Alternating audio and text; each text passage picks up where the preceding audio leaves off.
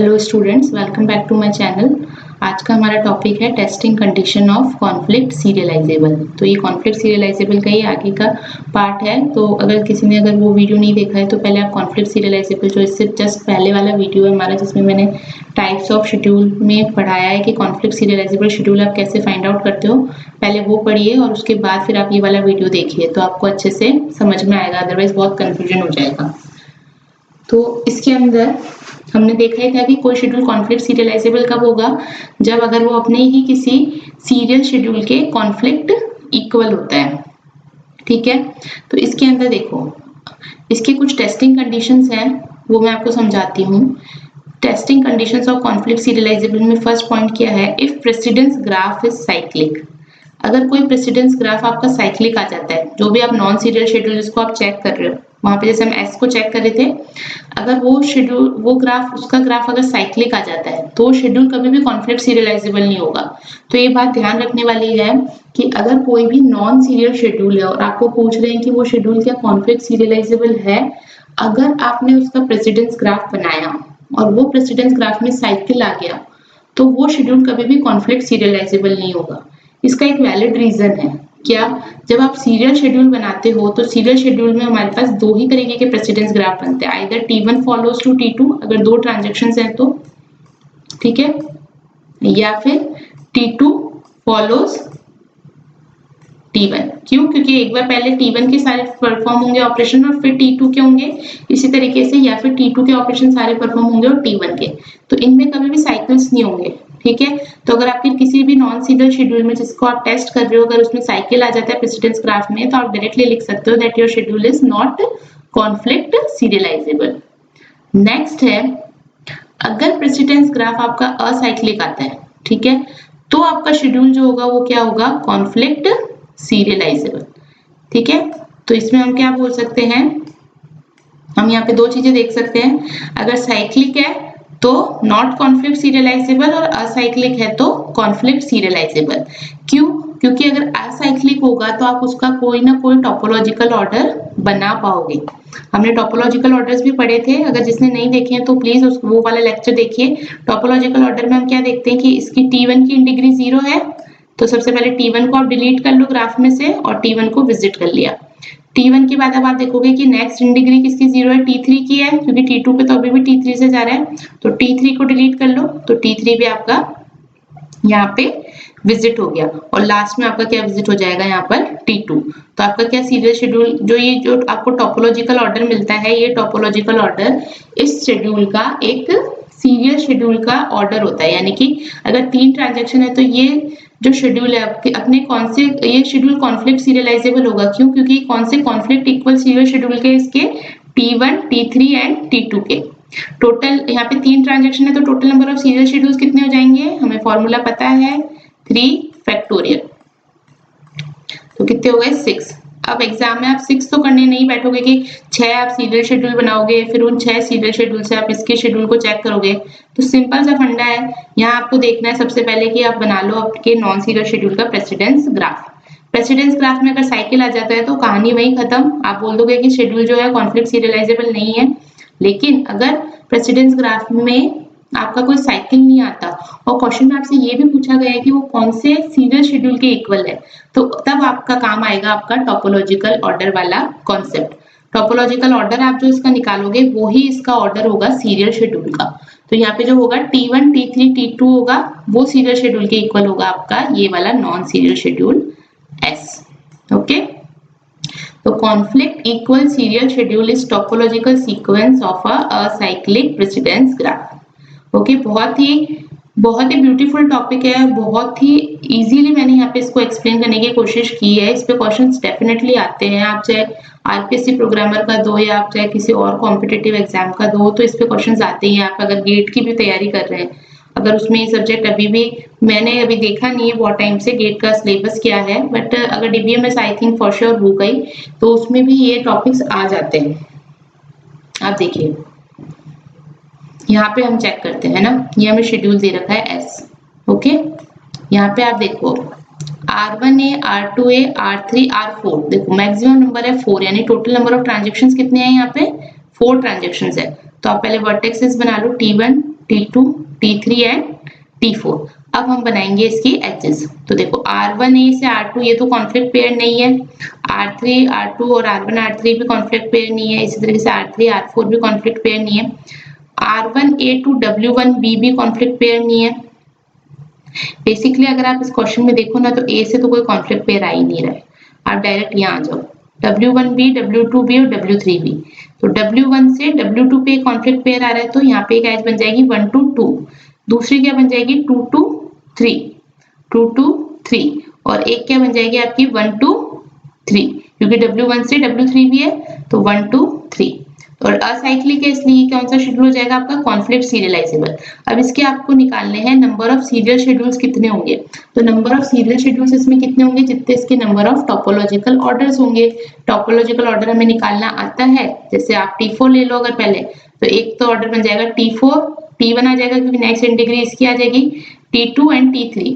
ये आपको बहुत तभी समझ में आएगा, अभी मैं इसको थोड़ा शॉर्ट में समझा रही हूँ क्यों, क्योंकि मैंने टोपोलॉजिकल ऑर्डर में बहुत अच्छे से एक्सप्लेन किया है। तो प्लीज इट्स माय रिक्वेस्ट कि आप वो वीडियो जाके देखिए, तो ये टोपोलॉजिकल ऑर्डर्स आप अपने आप भी निकाल पाएंगे। तो यहाँ पे देखो 4 सीरियल शेड्यूल्स बन रहे हैं इसके, ठीक है। इसी तरीके से आप ये देखो यहाँ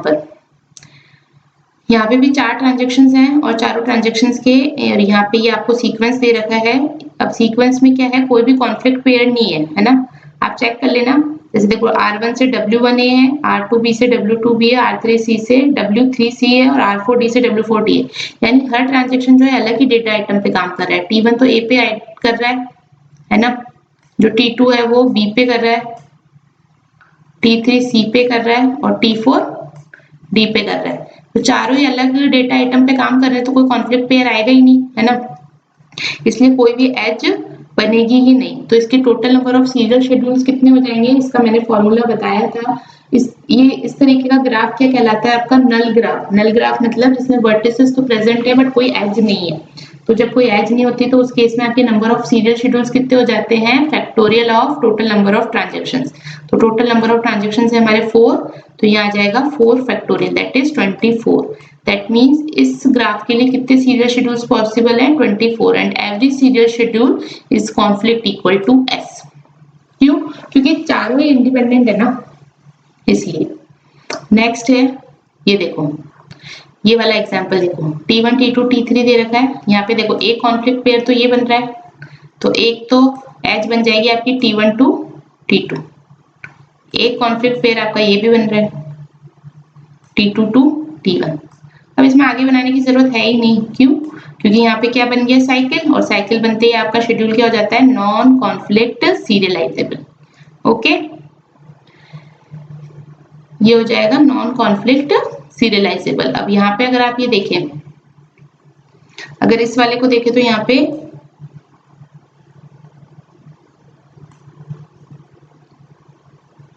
अगर हम इसको और इसको देखें, है ना, कि ये दोनों क्या कॉन्फ्लिक्ट इक्वल है, तो ये कॉन्फ्लिक्ट इक्वल हो सकते हैं क्या, ये दोनों कॉन्फ्लिक्ट इक्वल नहीं हो सकते। क्यों, क्योंकि यहाँ पे कॉन्फ्लिक्ट इक्वल, दो शेड्यूल के कॉन्फ्लिक्ट इक्वल होने का मतलब क्या होता है कि अगर आप ट्रांसफॉर्म कर सकें एस को या तो एस डैश में या फिर एस डैश को एस में by swapping the non conflict pairs. तो देखो इसमें कोई नॉन कॉन्फ्लिक्ट पेयर आ ही नहीं रहा है। यहाँ पे देखो T2 और T3 में भी नॉन कॉन्फ्लिक्ट पेयर नहीं है, T1 to T2 में भी कोई नॉन कॉन्फ्लिक्ट पेयर नहीं है। तो क्योंकि कोई नॉन कॉन्फ्लिक्ट पेयर है ही नहीं तो इनकी स्वैपिंग हो ही नहीं सकती। तो जब इनकी स्वैपिंग नहीं हो सकती तो आप क्या बोलेंगे कि एस और एस डैश जो है वो क्या है, S और S डैश कॉन्फ्लिक्ट इक्वल नहीं है, ठीक है। और जो हमारा S था वो कॉन्फ्लिक्ट सीरियलाइजेबल भी नहीं था, ठीक है। अब जैसे ये वाला देखो, नेक्स्ट एक चीज और मैं इसमें बताऊंगी, इंपॉर्टेंट है। ये वाला एग्जांपल देखो, इसमें T1, T2, T3 तीनों पे A पे राइट ऑपरेशन परफॉर्म कर रहे हैं और यहाँ पे भी T1, T2, T3 और तीनों राइट ऑपरेशन परफॉर्म कर रहे हैं एक पर। अब यहाँ पे भी अगर आप देखो तो S1 और S2 ना कॉन्फ्लिक्ट इक्वल नहीं है। क्यों, क्योंकि आप स्वैपिंग कहीं पे भी नहीं कर सकते हो, दोनों को इक्वल बनाने के लिए स्वैपिंग नहीं हो सकती क्योंकि सारे कॉन्फ्लिक्ट पेयर्स हैं, ठीक है। तो S1 is not conflict equal to S2, but नीचे मैंने क्या लिखा है, S1 and S2 is equal. अब ये क्या नई कहानी आ गई कि कॉन्फ्लिक्ट इक्वल तो नहीं है बट इक्वल है, तो ये दोनों टर्म्स होती हैं अलग अलग। कॉन्फ्लिक्ट इक्वल और इक्वल का मैंने डिफरेंस यहाँ पे दे रखा है। कोई दो शेड्यूल जो है S1 और S2 वो कॉन्फ्लिक्ट इक्वल कब होंगे, अगर रीड राइट कॉन्फ्लिक्ट पेयर जो है उनका वो सेम होना चाहिए, ठीक है। इसके अंदर इक्वल में भी क्या कंडीशन है कि रीड राइट कॉन्फ्लिक्ट पेयर जो है वो सेम होना चाहिए। दूसरा, every right read conflict pair जो है वो भी दोनों में सेम होने चाहिए, ठीक है। लेकिन जो राइट राइट कॉन्फ्लिक्ट पेयर है वो कॉन्फ्लिक्ट इक्वल में तो ये भी सेम होना चाहिए, जबकि इक्वल के अंदर क्या है, जो फाइनल राइट है ना वो अगर दोनों का सेम है दोनों ट्रांजेक्शंस में, तो वो शेड्यूल S1 और S2 में अगर कोई भी डेटा आइटम पे फाइनल राइट है अगर वो सेम है तो वो शेड्यूल इक्वल होगा, ठीक है। अब यहाँ पे देखो इसका मतलब क्या है, मैं समझाती हूँ। हम क्या कह रहे थे, ये कॉन्फ्लिक्ट इक्वल नहीं है, क्यों? क्योंकि इसके आप देखो तो राइट राइट जो कॉन्फ्लिक्ट पेयर्स हैं वो सेम नहीं है। S1 के अंदर राइट राइट कॉन्फ्लिक्ट पेयर कैसे हैं, T1 टू T2, फिर T2 टू T3, जबकि S2 के अंदर क्या है, T2 टू T1। तो फर्स्ट कॉन्फ्लिक्ट पेयर ही इक्वल नहीं है ना, इसलिए ये कॉन्फ्लिक्ट इक्वल नहीं है, जबकि इक्वल है। क्यों, वो मैं बताती हूँ। क्योंकि अगर आप देखें S1 के अंदर फाइनल राइट कौन कर रहा है, T3, और S2 के अंदर भी फाइनल राइट कौन कर रहा है, T3, यानी फाइनल राइट जो है दोनों का सेम है। फाइनल राइट सेम होने से ये जो दोनों शेड्यूल्स हो गए वो क्या हो गए, इक्वल। जबकि कॉन्फ्लिक्ट इक्वल में आप सारे कॉन्फ्लिक्ट पेयर्स को इक्वल देखते हो, जबकि इक्वल के अंदर आप रीड राइट और right read conflict pairs equality देखते हो, लेकिन जो राइट राइट वाला कॉन्फ्लिक्ट पेयर ना देख के वहां पे आप क्या देखते हो, फाइनल राइट। ओके, तो यहाँ पे देखिए कुछ मैंने यहाँ पे पॉइंट्स लिखे हैं, ये थोड़े से समझने जरूरी है। अगर कोई शेड्यूल्स है S1 और S2, अगर वो दोनों कॉन्फ्लिक्ट इक्वल हैं तो वो हमेशा इक्वल होंगे, ठीक है। दूसरा है, अगर S1 और S2 कॉन्फ्लिक्ट इक्वल नहीं है तो S1 एंड S2 मे और मे नॉट इक्वल। इसका एग्जांपल मैंने यही बता ही दिया, ये दोनों कॉन्फ्लिक्ट इक्वल नहीं थे बट इक्वल थे, ठीक है। अगर ये कॉन्फ्लिक्ट इक्वल होते तो फॉर श्योर ये हमेशा दोनों शेड्यूल इक्वल भी होते, लेकिन अगर ये कॉन्फ्लिक्ट इक्वल नहीं है तो मे और मे नॉट कैसा आ जाता है, इक्वल। इसी तरीके से अगर S जो है वो कॉन्फ्लिक्ट सीरियलाइजेबल शेड्यूल है, ठीक है, तो S हमेशा सीरियलाइजेबल भी होगा। लेकिन S जो है अगर वो नॉट कॉन्फ्लिक्ट सीरियलाइजेबल शेड्यूल है तो S जो होगा वो मे और मे नॉट होगा सीरियलाइजेबल, ठीक है। अगर S कॉन्फ्लिक्ट सीरियलाइजेबल है तो वो हमेशा सीरियलाइजेबल होगा, लेकिन अगर S जो है नॉट कॉन्फ्लिक्ट सीरियलाइजेबल है तो सीरियलाइजेबिलिटी के केस में वो आ जाती है मे और मे नॉट कंडीशन। अब ये क्या चीज है, आप लोगों ने पढ़ा होगा सफिशिएंट एंड नेसेसरी कंडीशंस होती है ना, उसी का एग्जाम्पल है ये सारे पॉइंट्स। कैसे, अगर कोई प्रेसिडेंस ग्राफ असाइक्लिक है तो कॉन्फ्लिक्ट सीरियल शेड्यूल होगा वो, है ना, और कॉन्फ्लिक्ट सीरियल शेड्यूल होगा तो वो सीरियलाइजेबल भी होगा। तो ये एक सफिशिएंट कंडीशन है, लेकिन नेसेसरी नहीं है। नेसेसरी क्यों नहीं है, क्योंकि जो फोर्थ पॉइंट है हम उसमें कह रहे हैं कि अगर कोई शेड्यूल कॉन्फ्लिक्ट सीरियलाइजेबल नहीं होता तो भी वो शेड्यूल सीरियलाइजेबल हो सकता है, ठीक है। इसलिए हम यहाँ क्या लिख रहे हैं, इसको sufficient condition but not necessary. Sufficient and necessary कब हो जाती है, जब अगर S जो होता है अगर कॉन्फ्लिक्ट सीरियलाइजेबल नहीं हो तो सीरियलाइजेबल भी नहीं होगा, कॉन्फ्लिक्ट सीरियलाइजेबल होगा तो सीरियलाइजेबल होगा। तो ये आप एक तरीके से रेस्ट्रिक्शन आ गया ना बिल्कुल सीरियलाइजेबल पे, तब आ जाती है आपकी sufficient and necessary. But in दोनों पॉइंट की वजह से ये कैसी कंडीशन है, सफिशिएंट बट नॉट नेसेसरी।